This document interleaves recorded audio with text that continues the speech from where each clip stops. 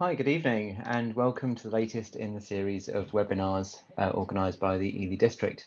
I hope that you were able to enjoy some of the Ringing World 100th Anniversary handbell touch there. I'm very grateful to Philip Iris for providing the video earlier today. It was a very strange feeling writing out the credits for a handbell band and realising that when you've got to 11:12, you're only halfway there. So we're very pleased to welcome Peter Hinton along tonight to give our talk. Just a little reminder about the way these events work.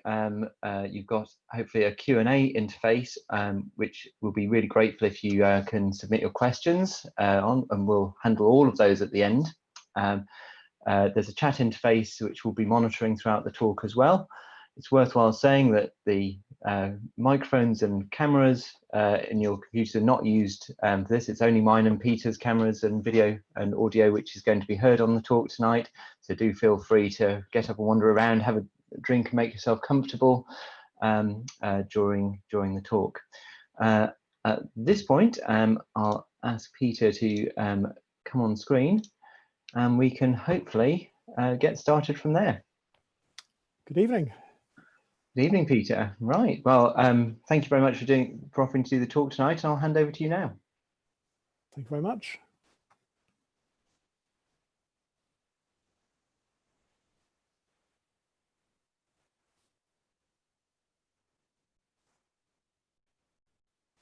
There's always that pause when they try to share their screen.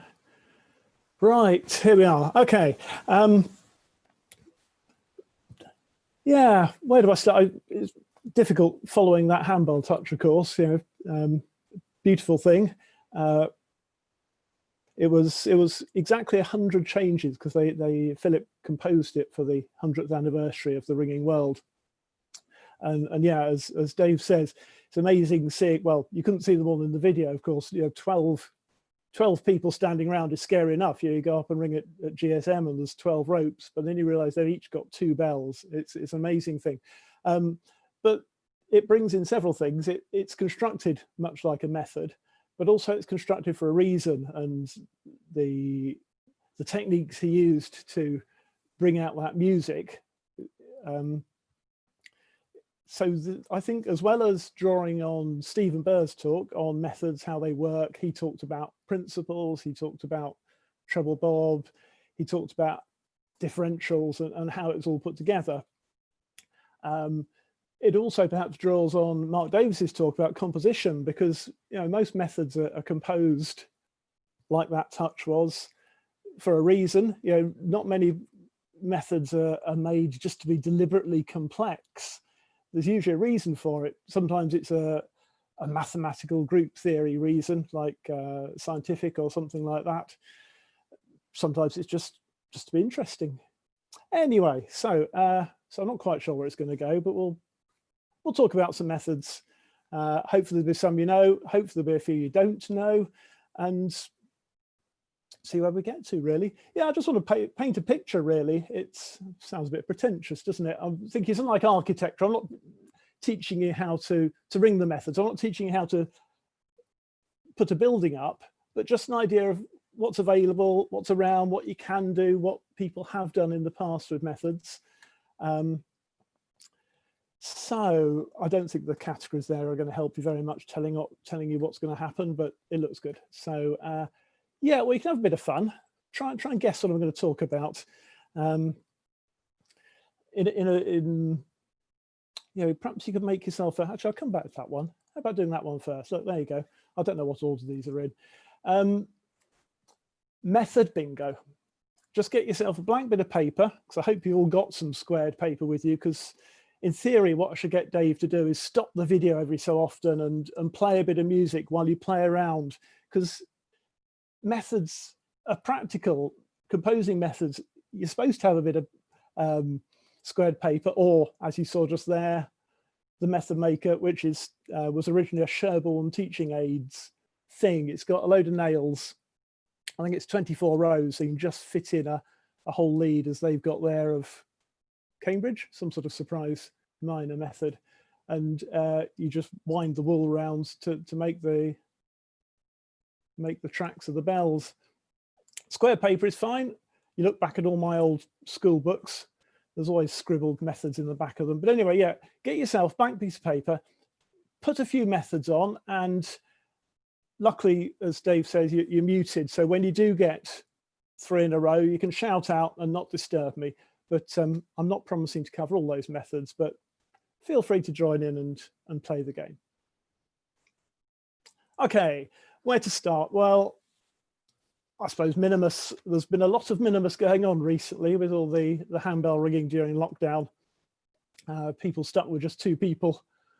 And so a lot of minimus. Well, this is a bit from diagrams. And as you can see, there are 11 methods there. And for many years, that's all that was, I was going to say, allowed. I'm going to try not to talk about legality and anything of that tonight. So just stop me if I do. So yeah, 11 methods, the treble's plain hunting in all of them. You can see the red line in each of those diagrams. Yeah, sorry, one of the things about this talk is some of the diagrams are a bit fiddly. So if you're watching on anything small, I do apologize, but hopefully you can see enough, and I'll try and point at things with the mouse as well. So these are the 11 plain hunting minimus methods. I thought, where on earth do you start this talk? And I thought I'd start with one of my favorite methods.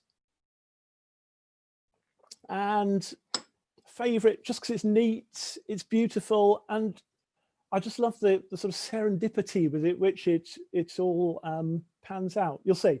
It's Oxford treble bob minimus. Well, that's not in diagrams for a start. Treble bob, well, Stephen talked about that, so you'll know we'll have the treble dodging. Well, here's Oxford on minor. Many of you may have rung that, or Oxford major. So as we said, we've got a treble dodging method. The treble's dodging 1, 2, 3, 4, 5, 6, 5, 6, 3, 4, 1, 2, and in the major, obviously up to 7, 8, and back down. So treble bob method. This way of looking at methods, well, don't do that, is called a grid. And it's very good for just looking at the structure of how the methods look put together. Just looking at it straight off, you can see there's a lot of dodging. Each of these little interplays between people is a dodge, and it tells you a lot about the method. Just, oh, there's going to be a lot of dodging in it. I know the treble's dodging, but actually all the other bells are dodging quite a lot as well, except for, look at this one, look at the 2 on the front, just this long work, typical of Kent as well. Seconds lead, seconds lead, seconds lead, seconds lead, seconds lead, seconds lead. And apart from the dodging, I suppose the only other significant thing there is the 3, 4 places at the start of the lead. You can see at the top of the minor there, and at the bottom of the minor, thirds is made, fourths is made. Same in the major, 3, 4 places at the top of the lead and at the bottom of the lead. So let's try and put that together for minimus. Okay, there's the treble dodging.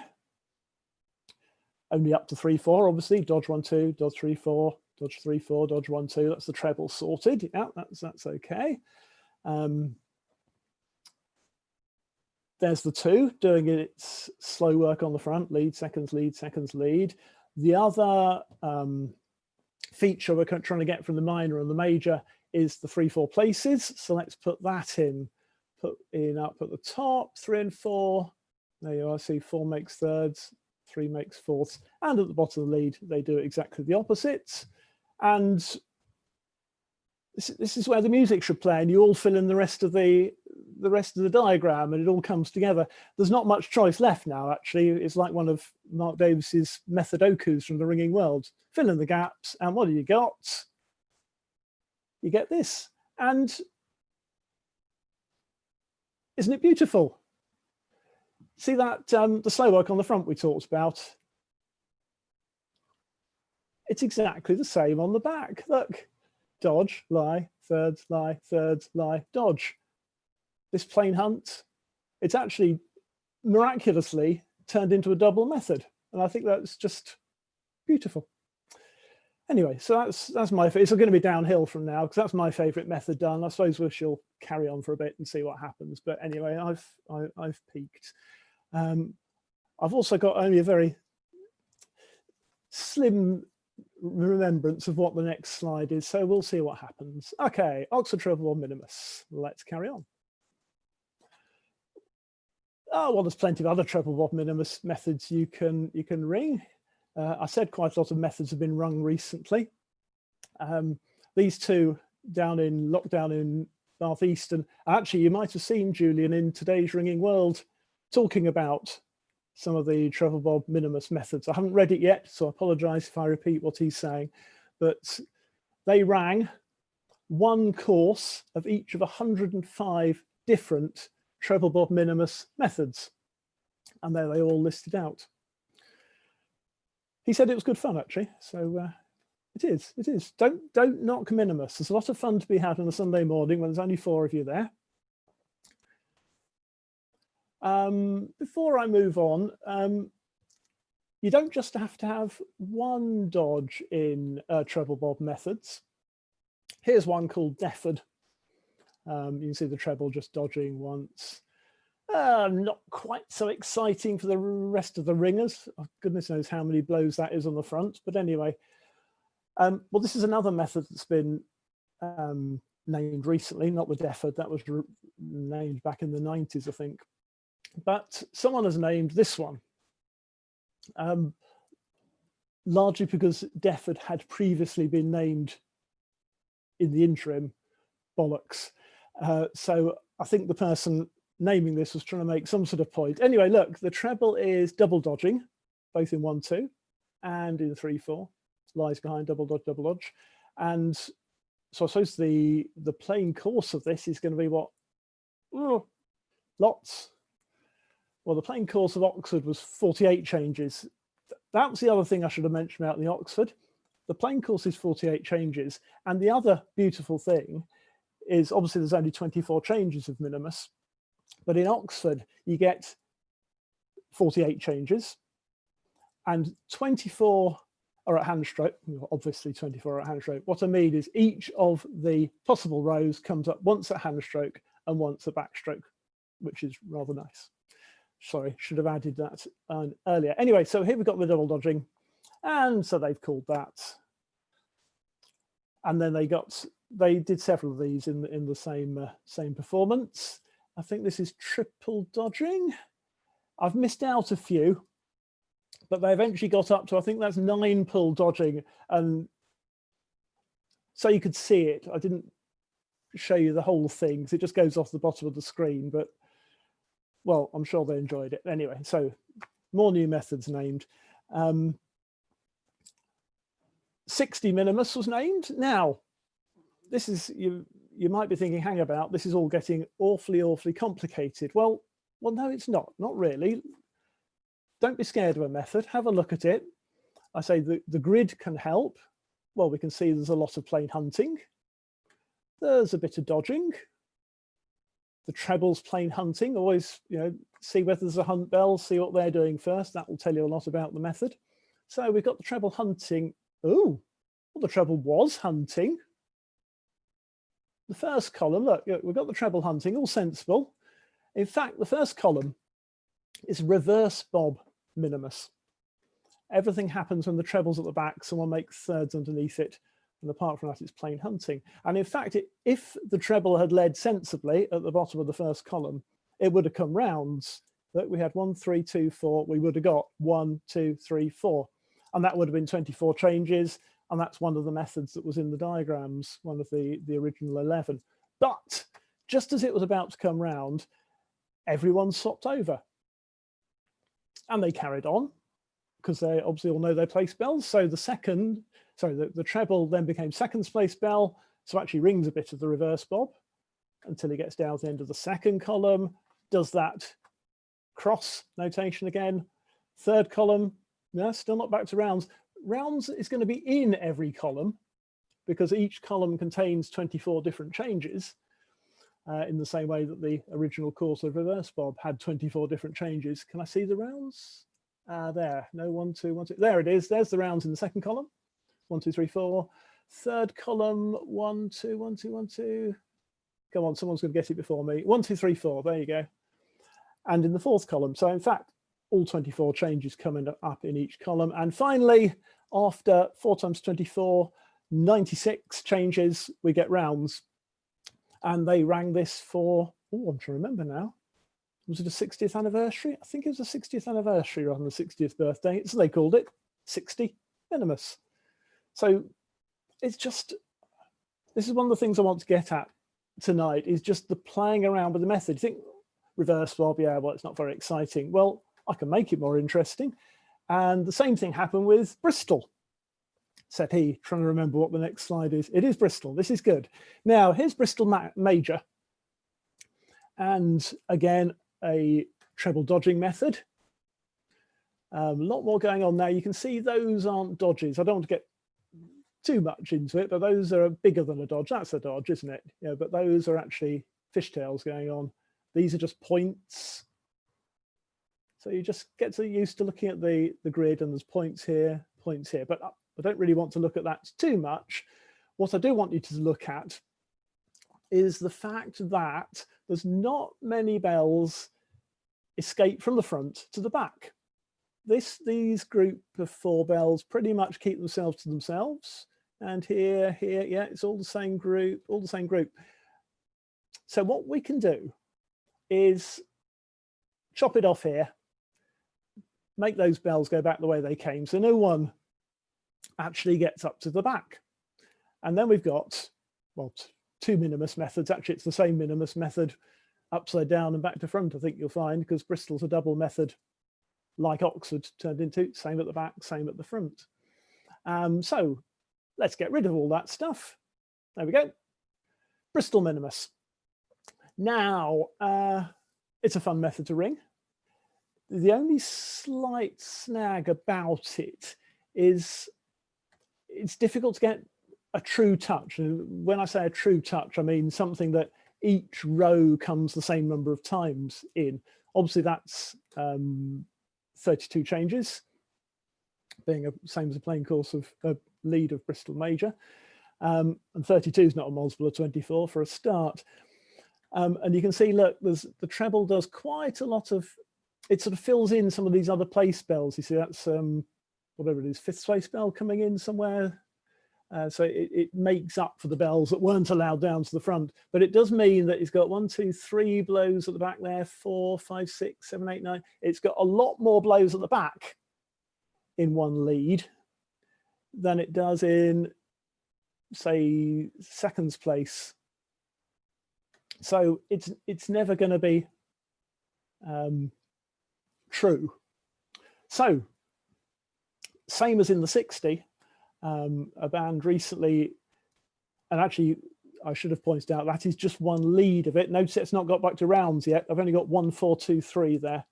You have to ring that 3 times, like ringing 3 leads of Bristol Major. If you ring that 3 times, it comes back to rounds. So what they did was they rang all of that. Here it is. See, 3 leads of it, and it gets back to rounds there.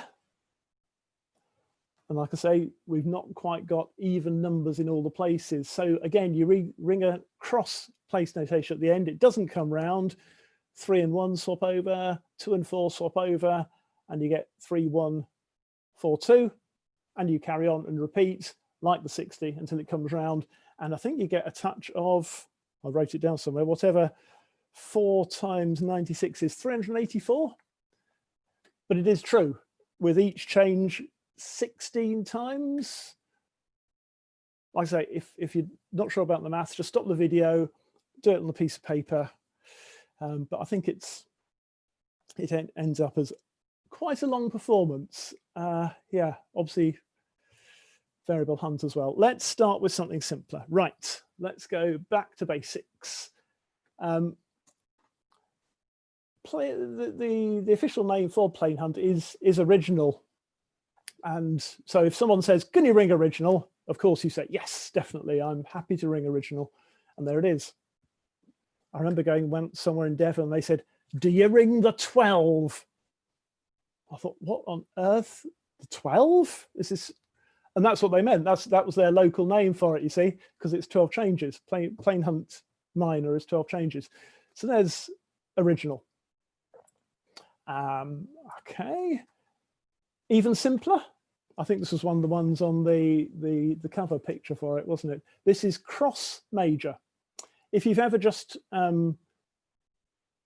practiced dodging on a practice night, we certainly have on a Tuesday night at Meldrith, just do some dodging, everyone dodges with the bell next to them. Well, actually, you've rung a method, and it's called cross major. It's the shortest method there is. Here you are. And you can see why it's called cross major, because all the bells cross over. And if you've looked at the end of the place notation stuff we've had in our lockdown learning stuff, you'll know the place notation for that is a cross. And they do exactly that. They cross over and they cross back, and you get rounds in 2 changes. Very nice, very nice. Treble bob hunting we've referred to already. Here it is on 6. There is one issue, and I think this is why it's not often rung on a practice night, is you get rounds again. See the third change, or the third row, and if every row gets repeated, you can do something about that. You can ring forward. See how the bells in 3 and 4 aren't sopping over, aren't just doing a dodge and back again. In the treble bob, you got the dodge in 3/4 at the start. In forward, you get 3/4 places, 2 blows in thirds, 2 blows in fourths. And that way, look, you see this row here, rather than 1, 2, 3, 4, 5, 6, I've got 1, 2, 4, 3, 5, 6. And that means none of the rows are repeated. And in fact, peals have been rung on forward. I've certainly seen peel boards of forward major. Not rung much these days. I just like it to ring it just for the fun of saying, go forward. Anyway, you'll get a hang of my sense of humor. Right. Basto's another one that's based on treble bob hunting, and is I love it. It's brilliant for training purposes, for getting the treble, who's making lead, seconds, lead, seconds, lead, seconds, getting the treble to have practice with their rope sight, seeing who comes down and leads underneath them. Everyone else dodges, so it's practice for treble bob hunting, except you have to remember that it's a plain lead. And the other thing that often fools people is that the treble takes you off. Always watch people missing that one. So those are things you can do with treble bob hunting. So all nice, simple, quick, easy methods. Treble bobbing on 5 is a challenge, because it's an odd number, obviously, and we need to have a few extra blows in one of the other places. Now, in this method, you can see they've got the dodging in 1, 2, and the dodging in 4, 5. The extra blows they've made up with just a quick little bit of thirds. So there are 4 blows in each place, which means it's going to end up being true. See, 1, 2, 3, 4 at the back. I'm looking at the treble here. 1, 2, 3, 4. Well, when I say I'm looking at the treble, it's a principle.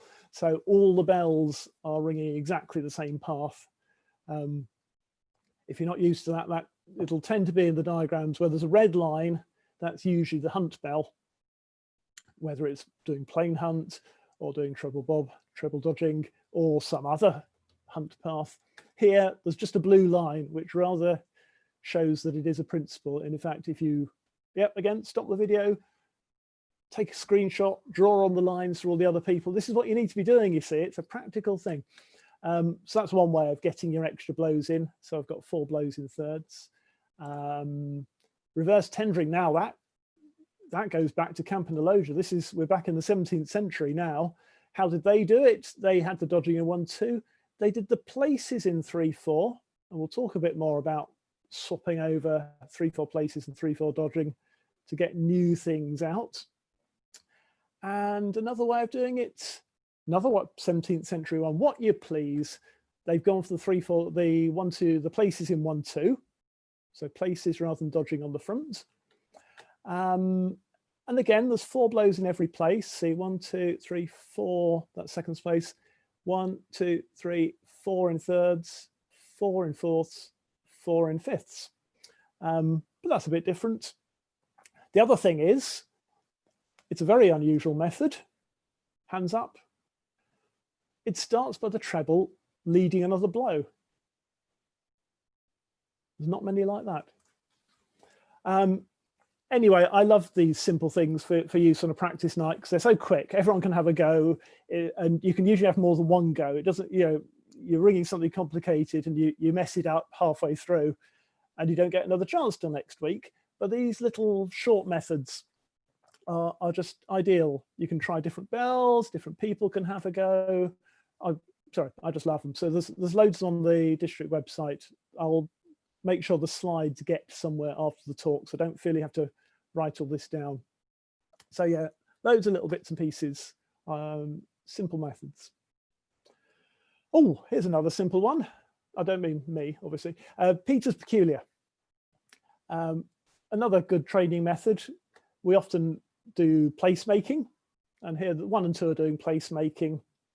A lot of you will have done that. Okay, we've got 3, 4, and 5 doing a bit of plain hunts. There's the 3, they're just doing plain hunt amongst themselves.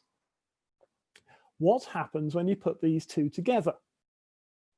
I suppose the first question is, how long will a plain course be?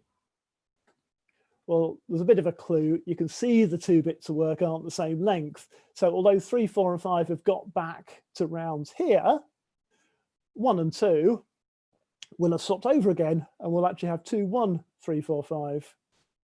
So in fact, the plain course is 12 changes. You do 1 and 2 do that 3 times. The back bells do that twice. There it is. So you get 12 changes before you finally get back to rounds.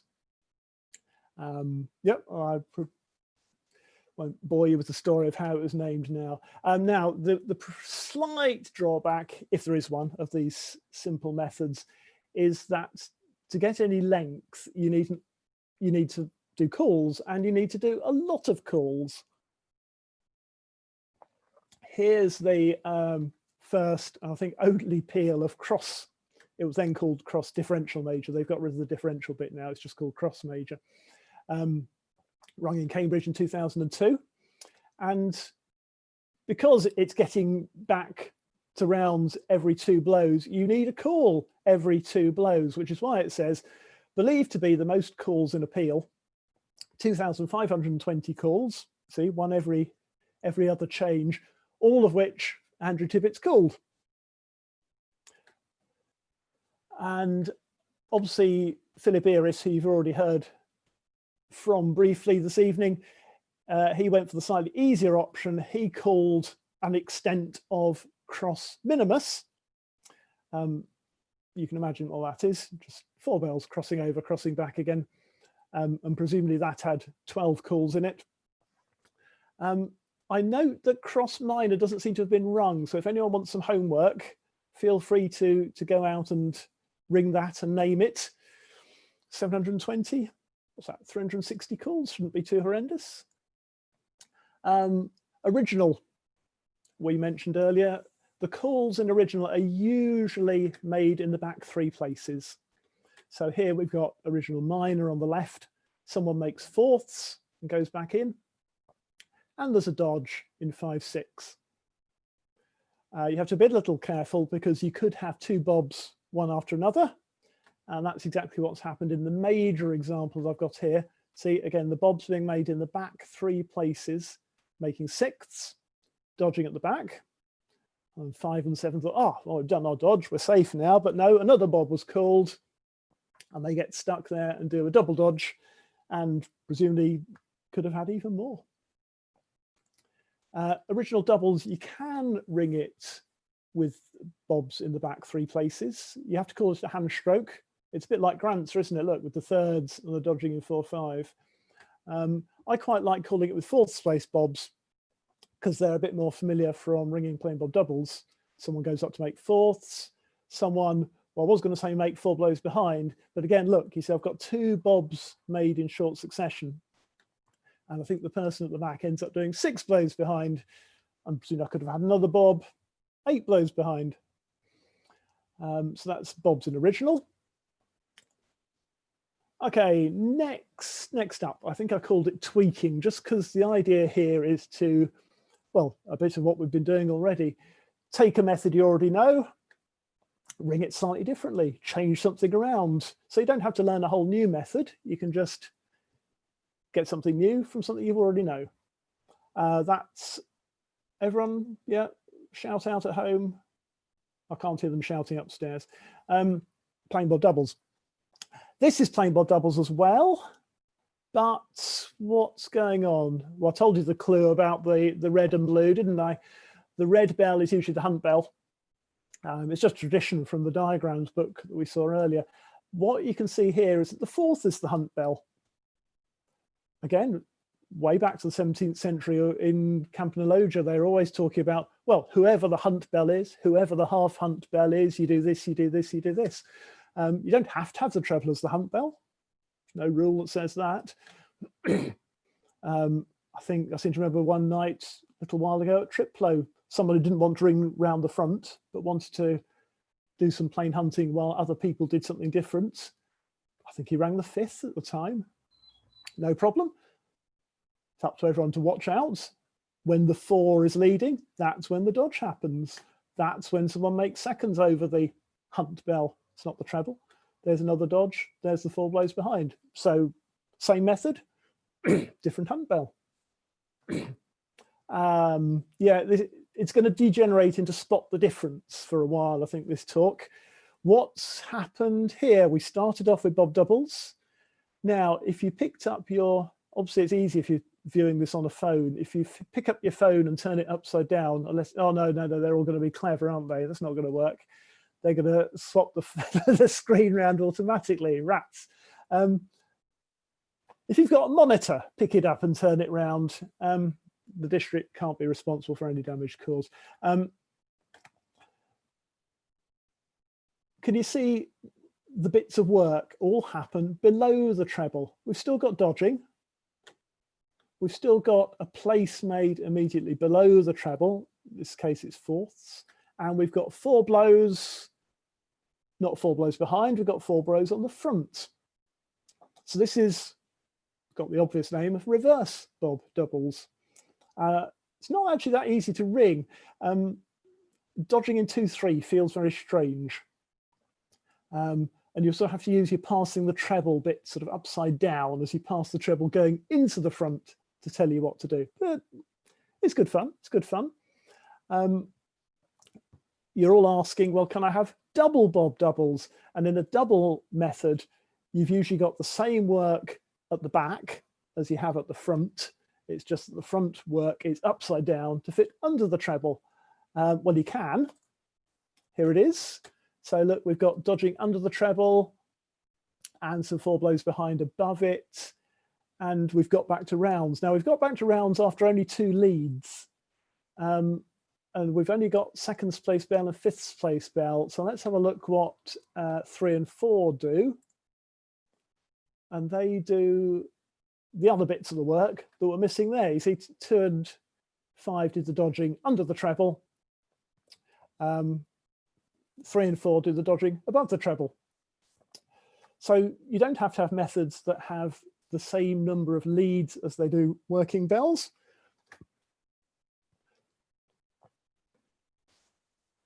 Right, spot the difference. Nah, you're too quick, you're too quick. We've talked about this earlier, haven't we?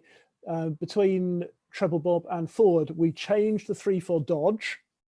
Here's a 3-4 dodge where you go fourths, thirds, fourths, thirds, into 3-4 places, fourths, fourths, thirds, thirds on the way down.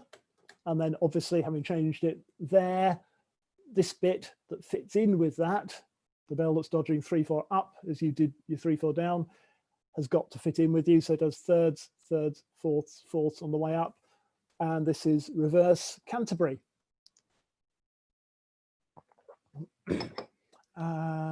Right. While I'm here, I just put in these two because they're two that get forgotten. They're the other 2 methods which you end up in the same place as you would in plain bob doubles. If I go back to that, can you see the shape of the method overall is exactly the same. You click back one place earlier, passing the treble each lead, just as you do in plain bob doubles. You pass in 4-5, passed in 3/4, passed in 2/3, passed in 1/2. But you do something else while the treble's leading. Still plain hunting under the treble.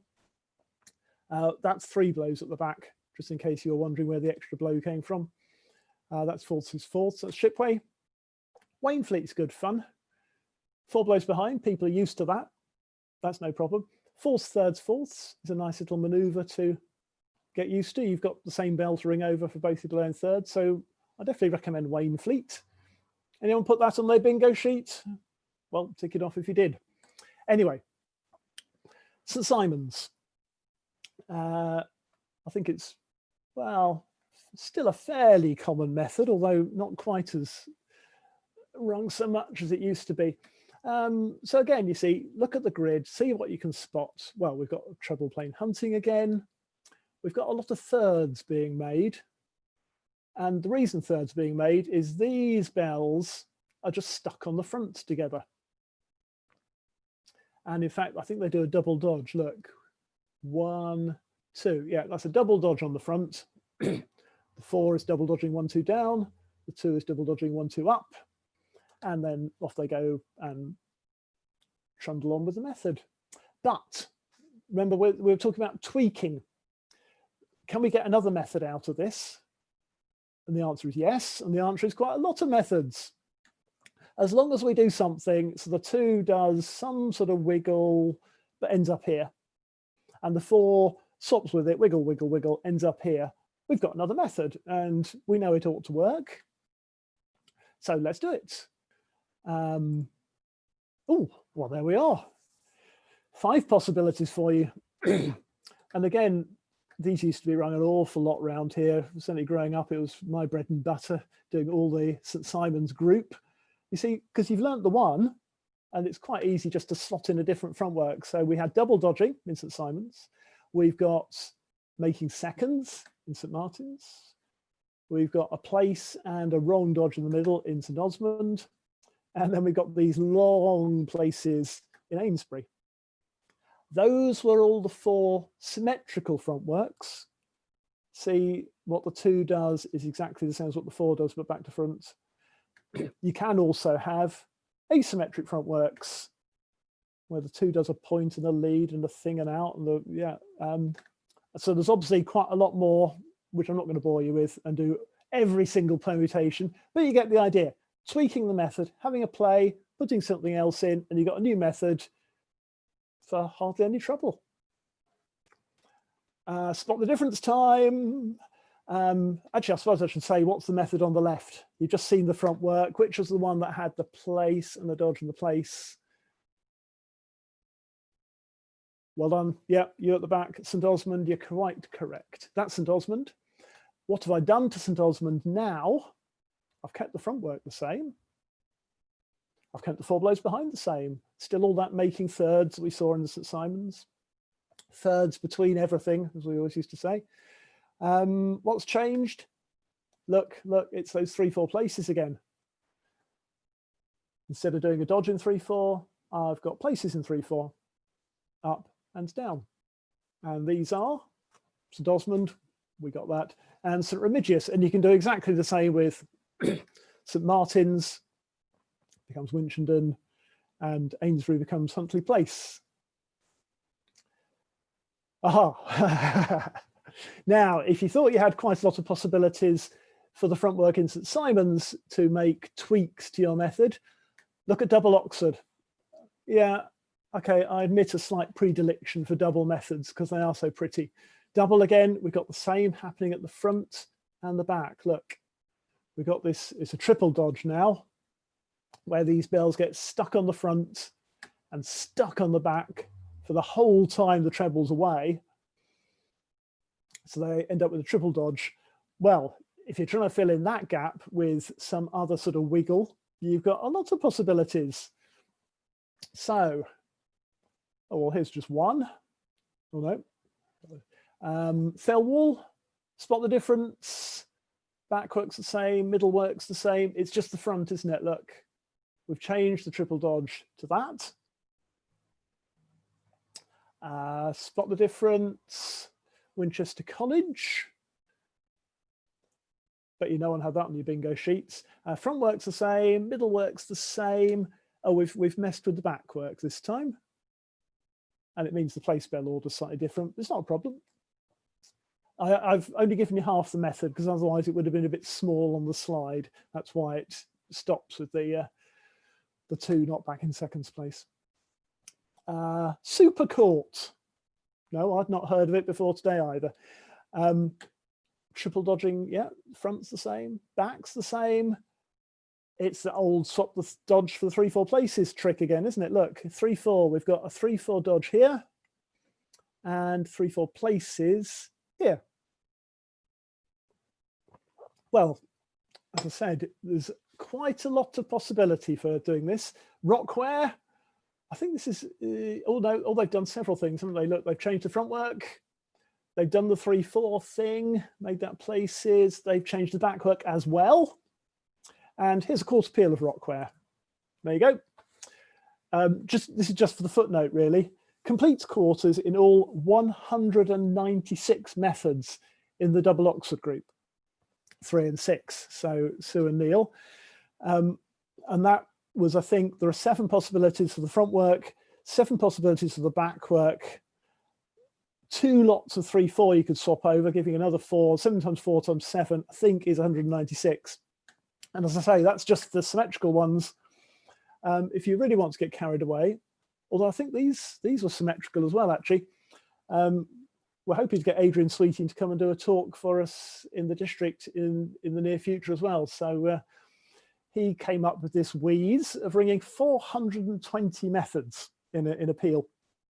When was it? Ooh, 2 years ago. But basically, all the methods are actually double Oxford. Here's the list of methods. I've just expanded this bit out just because there is double Oxford. And also there's Trumpington Slow Course. No, I don't know it either. But anyway, yeah, 420 methods. Some of them, the slow course ones, they make the front work, you get the bells spat out in the other order. Anyway, yeah, lots of stuff to play with. Quick bit more tweaking. Cambridge, I think a lot of you are familiar with, and hopefully a lot of you are familiar with Primrose. And what I'm going to do, I'm going to take the whole of that lead, except when I get to the bottom here, rather than do this, can you see someone's, obviously the treble's leading, someone's making seconds. If we turn this into a 6th place method, that is, we have someone making 6ths at the back there, it'll be the 4 in this case, and everyone else swaps over. So we've had 23 changes of Cambridge, and then 1 making 6ths. What you get is all the same bits of work, as Morecambe and Myers would say, but in a different order. So in Cambridge, we would have gone 2nd place, we were expecting to be 6th place bell and do this bit of work next. But because someone made 6th, we've been pushed away down to 4th place bell and do 4th place bell, come up 6th. So it's all the same work. In fact, 96% Cambridge. It's just that one change at the end. You can also play the same trick. If you have 4th place at the end of each lead, you get a method called e-bore. Oh, it's a bit like just calling a bob every time, but you don't actually call it. Everyone just has to remember to make a bob. We can do the same with St Simon's. Instead of having our 2nds and 5ths made at the end, the 2nds, the 4 blows behind, this has got 4ths. Oh, we've sort of like made a bob at the end, haven't we? And again, you get a 4-lead method called Eaglethorpe. I don't think I actually wrote it all out, but there's your homework. Write out what Eaglethorpe looks like. No, I did. Oh, there we are. Good, good. So you can see we've still got that front work from the St Simon's. We've still got the back work from the St Simon's, but it's just been shuffled around, put back in a different order. Don't do that. Different order again. I think this is making 3rds at each lead end. You get a method called Twineham. So if you like making thirds, you'll like Twineham. It's not just got the ordinary St Simon's thirds, it's got even more. So rules are for breaking. Just play around with these methods. Here's a you often hear, you can only move one place at a time. Well, here we are back in Campanalogia, 17th century, jumping doubles. If they did it then, it's good enough for us now. In this peel, every change is a jumping change. Well, let's see them jump. Look, here we go. Look at the fifth. Jumps down to third place, jumps down to lead. The third jumps. The fourth jumps. And I think it says, except when the treble is either behind or before. Yeah, look, that's a normal change. They're swapping. And when the treble's leading at the end, that's an ordinary double change. So jumping doubles. Mersey Ferry. We rang this at Shelford ages ago, which is quite fun. The treble is the only bell that jumps in this method, as you can see from the blue line. It goes first place, third place, fifth place, sixth place, fourth place, second place, lead. It was originally rung in a peal in Cambridge some years ago, where I think they had, basically the idea was to have 7 differently illegal methods or differently unacceptable extents. So that's worth a look. And it does throw up the interesting thing. You see this double dodge here in the blue line. It's not all with the same person, because the treble is dodging with you sort of at the first bit, and then you dodge with someone else. So that really feels weird. But anyway, jumping methods. You do lots of other things with them. Did I put any more in? No. Another rule, the hunt bell is the treble. We've already seen we can have any bell as the hunt bell, but here it doesn't even get down to the front. This is called very little bob. This is the third, is the hunt bell. Just goes fourths and thirds and fourths and thirds and fourths and thirds, and everyone else fits around it. Every lead is the same length. Well, this is one that the Central Council had a lot of trouble with. This is Dixon's Bob Minor. Lovely peel board there. And the rule is this. It is plain. I've resisted so far, haven't I, to say it's plain Bob Minor, but just, yeah, anyway, there you go. The new rule is fourth place is made when bells number 2 or 4 lead. So it's what they call a dynamic method. You don't really know what's going to happen until you actually ring it, and you have to watch. It's a good test of your observation. Is the 2 leading now? Is the 4 leading now? Then someone makes fourths. And if someone makes fourths, as we saw from the touches of original, someone's got to be dodging 5, 6 behind it. So yeah, look, yeah, 2's leading, so we get a fourth straight away. 4's leading, fourths again, so the double dodge here. So the treble hasn't even got up to the back. It is the hunt bell because it determines when people do their lead end. It's seconds, 3, 4, 3, 4, 5, 6, 5, 6. So he looking at the clock and trying to remember how many slides he's got left. So there we go. Anyway, Dave, feel free to interrupt me and say stop now at any point. So I can't remember what's left, but I've gone all night. So then they get better plain hunt because it's all safe. The 2 and 4 are safe at the back for a bit until, Oh no, 2's got down to the front. So we get another, actually it's another double dodge and on it goes. But the moment you have a bob or something, you're going to mess where 2 and 4 are. But yeah, that's quite entertaining to ring. And your homework, have you got enough homework yet? The homework is to work out how many changes there are in a plain course. Because it's not just something you can calculate. You can't go, oh, well, it's so-and-so, that many changes in a lead, and I know there's 5 leads, and da-da-da. So there's more homework for you. Good. You can do it on doubles as well. The rule's much the same. Fourth place is made when bells 2 and 4 lead. So you can end up doing quite a few blows at the back if you're stuck there with people doing fourths underneath you. Again, write it out, ring it, see how many blows it takes, see if you ever get back to rounds. A few more rules we could look at. Stepping on an odd number of bells, you can ring it on minor, no problem. A plain course must be true. No, we'll see one of those later, I think.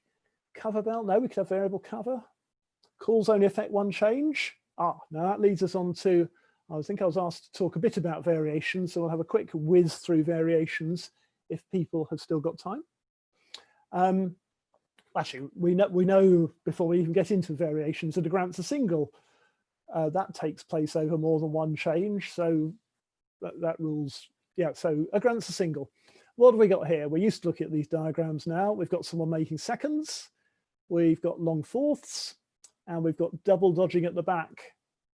Now, hopefully, have I got you well enough trained yet? You see a double dodge and you think, oh, what else could I put in there instead? It's a bit of an aside, but look, I can do exactly what I did with St. Simon's at the back. I could have them doing places at the back, placing a dodge, long places.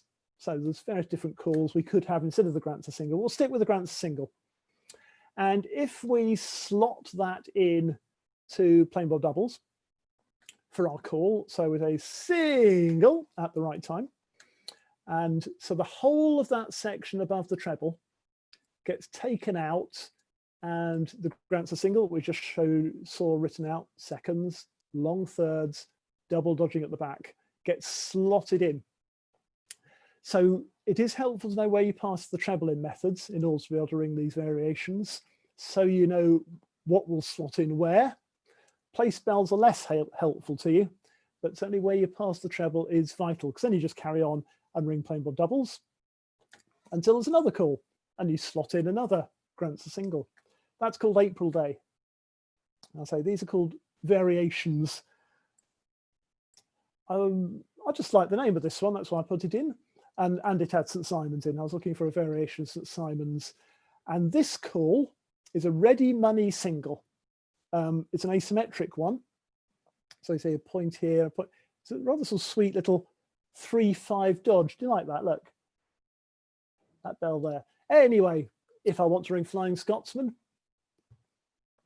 I'm ringing St. Simon's. Someone says single, hopefully suitably early. Sometimes in these variations, you do have to call early because it can affect this bit up here, which you're slotting in rather than just when the treble's leading. So you can have to call them really quite early. So watch out for that.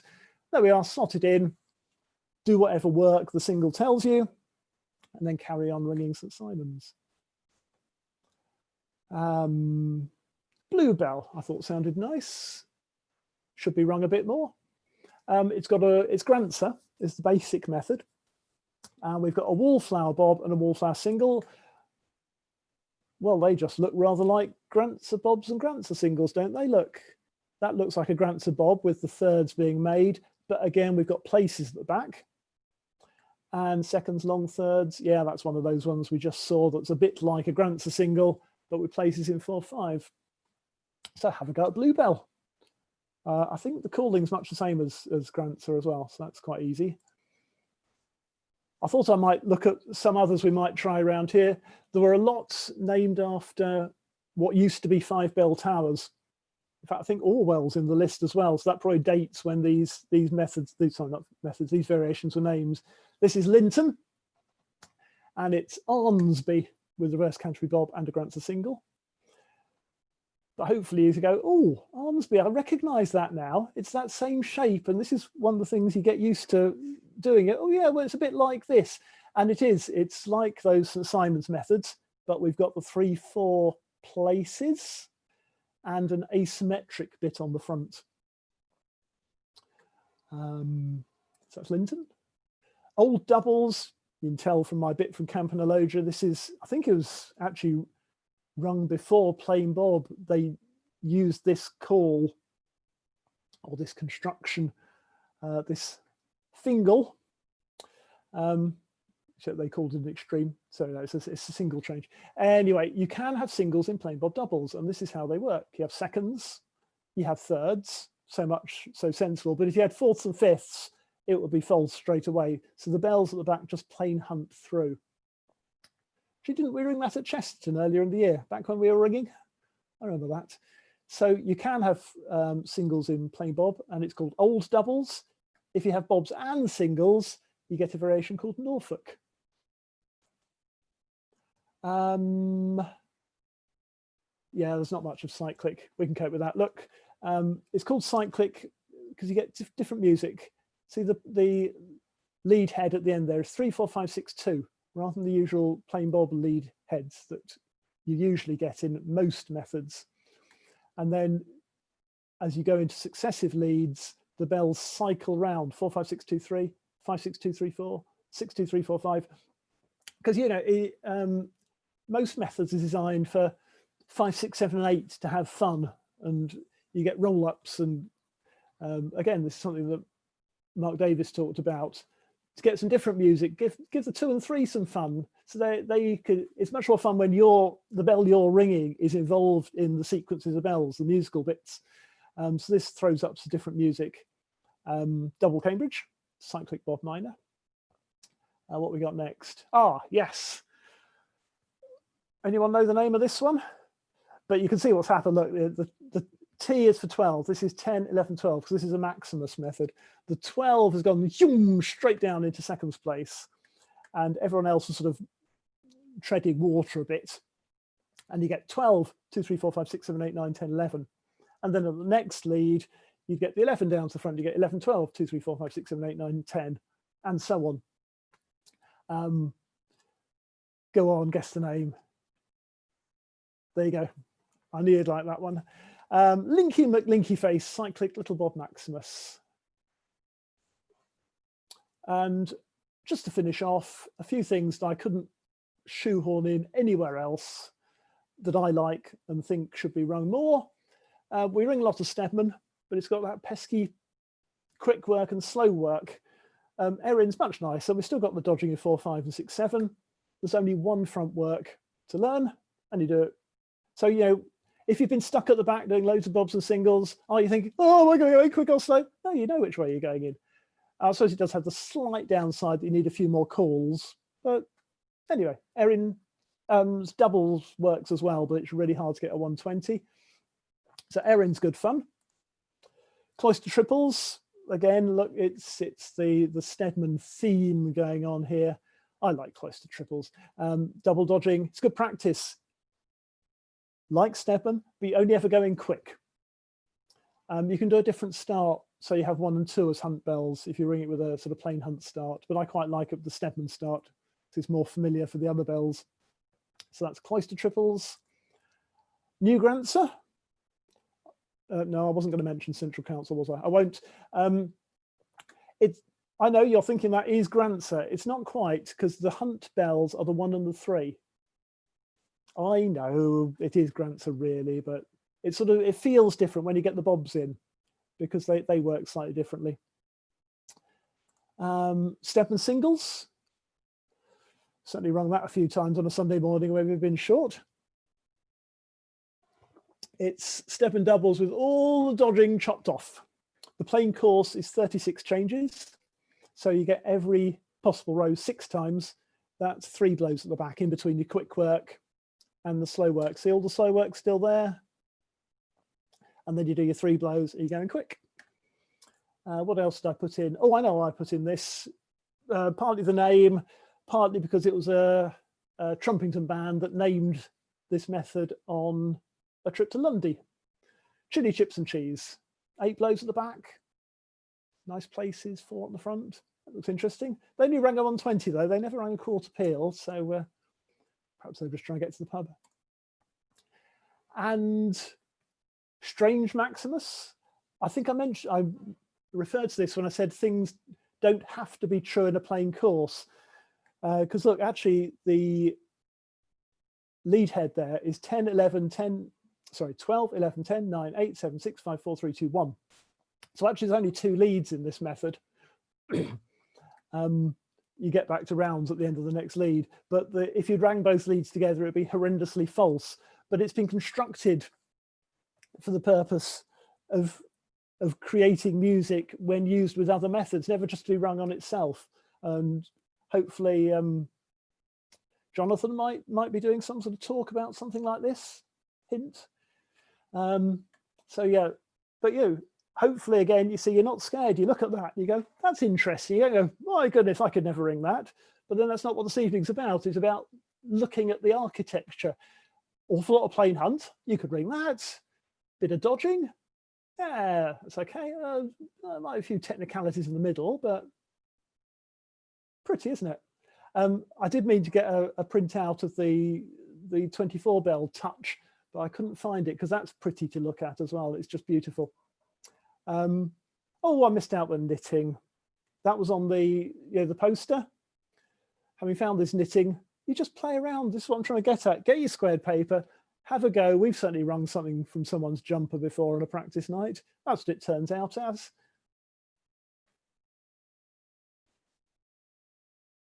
Plain treble bob miner. It's a bit like the treble bob, actually, isn't it? Look, starts with a double dodge. So we've got rounds there as the third change, but it doesn't matter because I think when it was rung, it was actually, when it was originally rung, it was, oh no, I'm going to mention illegality again. It was rung in 1973, I think, as Christmas Eve on handbells. But if you ring a 1440, if you ring two 720s, you can still have a touch that's true that contains every change twice. So it doesn't matter that it's false in the plain course. Depends what you do with it, like many things. Don't need to look at that screen, but it'll be in the slides for various links to bits and pieces I have used. Thank you very much. Great, thank you very much, Peter. Yeah, right, what do I have to do? Stop sharing. How about that for a start? Wonderful, and I will start. Hello, right, wonderful. Have I got rid of everyone? Have they all gone? No. There's not too many questions, are there? Believe it or not, everyone's still here. Oh well. So do submit your questions through the Q&A interface. We've got a few already, but I'm sure people do have more they'd like to talk to Peter about. Oh dear. A surprisingly popular question is, where is the peel board for Dixon's Bob Miner? I think I know the answer. Well, it's another Philip Iris connection, isn't it? It's Maxi, isn't it? Maxi, yes. Yeah, and while we're on the subject of Philip Iris and yeah, the write-up for their false peel of seven transgressions. That's in 2004 Ringing World, page 622. So do go and have a look at it. I've got a link to it somewhere. Yeah, and so yeah, and obviously it's great that the Ringing World are now making some of the back issues available to subscribers. So yeah, it's really good to just go back and have a look. So a few thanks for a great whiz through standard methods. I do want, I haven't got any posts of anyone who's completed their bingo card yet. Oh, but if you have completed, please do let us know. Or the knitting. or the knitting. Naomi asks, you mentioned quite early on the minimus methods, which the plain course is longer than the extent. It seems a bit odd. Does it happen at higher stages too? Well, yes, as well. So not plain course. I wouldn't say no, not plain course. Can't think of any off the top of my head. No, I think nowadays there's nothing to stop it. As in, because I think, would you say that the sort of spate of minimus method naming is in part due to the new rules? Yes, absolutely. Although the treble bob method, a lot of treble bob methods had been named. I mean, Ross Robertson put together a guide back in the 70s, 80s, no, perhaps a bit after then, of what had been rung, because it was what people wanted to ring. Just because the Central Council wouldn't let them ring it in appeal, actually didn't always stop them, doesn't mean you can't ring it. Absolutely, yes. And sort of sticking with that, I was sort of interested by the sequence of increasingly aptly named minimus methods. But yes, yeah, you might want to look at where it was rung as well. But anyway, go on. But yes, because wasn't there previously an exclusion on names that were deemed offensive? I think that has been. There's a long history of that in the ringing world. Absolutely.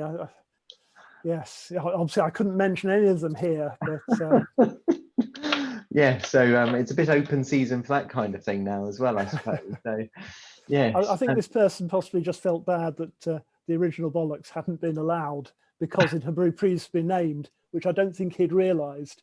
But anyway, yeah, no.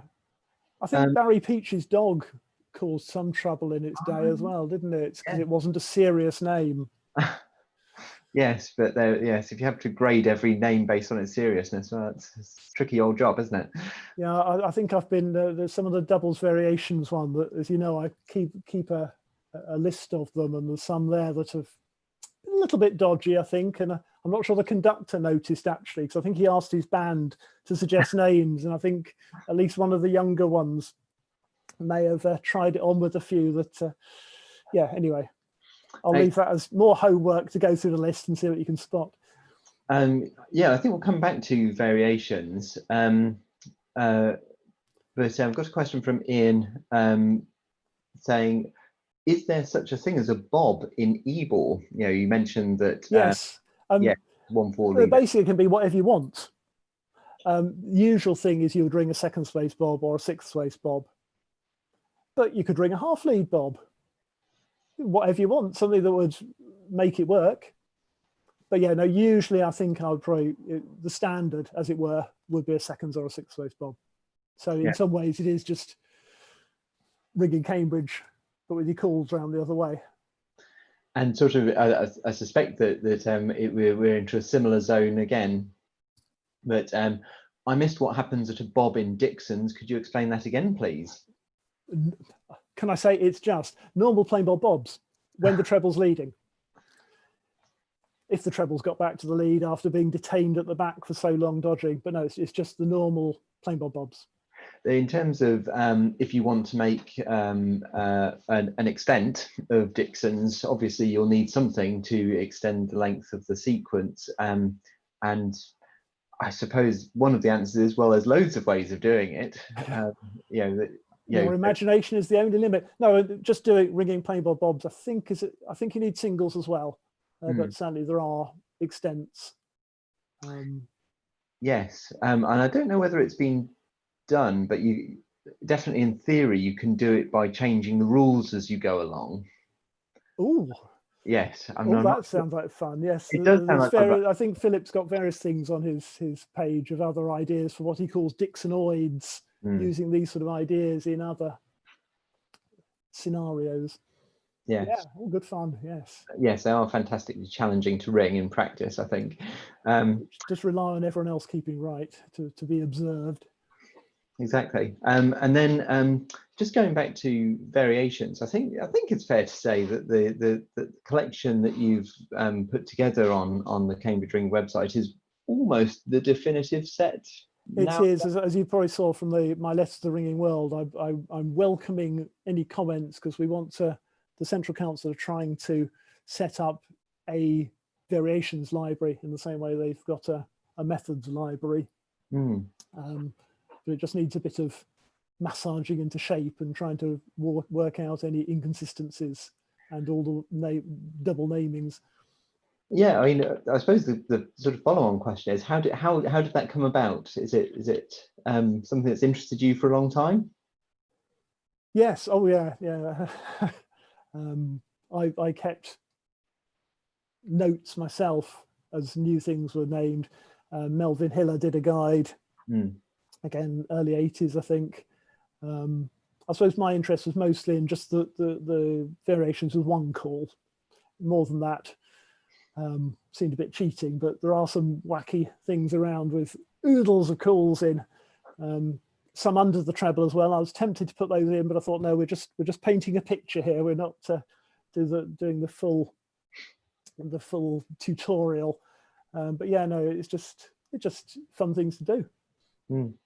And I think one sort of personal thing I'd like to add is this idea of tweaking, this idea of just sort of constructing things, simple little patterns to ring on practice nights. I think it's an absolutely fantastic idea, because it's from my perspective, it's a real leveler as well. Yeah.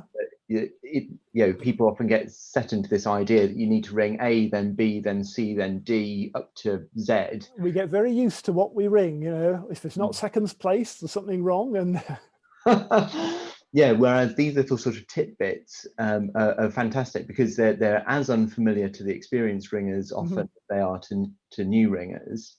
And so I think that they're really great in that respect. And certainly we've had people trying to learn Stedman before, and they were having trouble with some particular bit of the work, like, I don't know, it might have been the whole turns. So it's very easy just to get a bit of square paper, put a whole turn in a method, and get them to repeat that and work out what everyone else has to do to fit round them. Yeah. Usually when we try this sort of thing, we find that the quotes experts have to have a little practiced amongst themselves to make sure they're going to be able to ring their bit without embarrassing themselves before we let the person it's for actually have a go. But yeah, feet of clay are definitely visible. Yes, wonderful. And I was going to say, you mentioned the Methodokus Yes. earlier, which I think, again, I'd recommend to everyone. Yeah, good fun. Yeah. It just gives you an idea of how things are constructed, doesn't it? And you understand what you're doing. You're not just learning this long blue line in without regard to anything else, how it fits in. Yeah. So that's another fantastic recommendation there. Another plug for the ringing world. Yeah, thank you for bringing it up. It's good. Right. Well, I don't think there are any more questions. So I can thank you very, very much for your time tonight. It's been fantastic, and a good look through the perhaps less commonly wrong, but ought to be wrong. Leslie says got to go. So that's all good. Thank you very much. We'll say good night there. Thank you very much. Good night. Bye.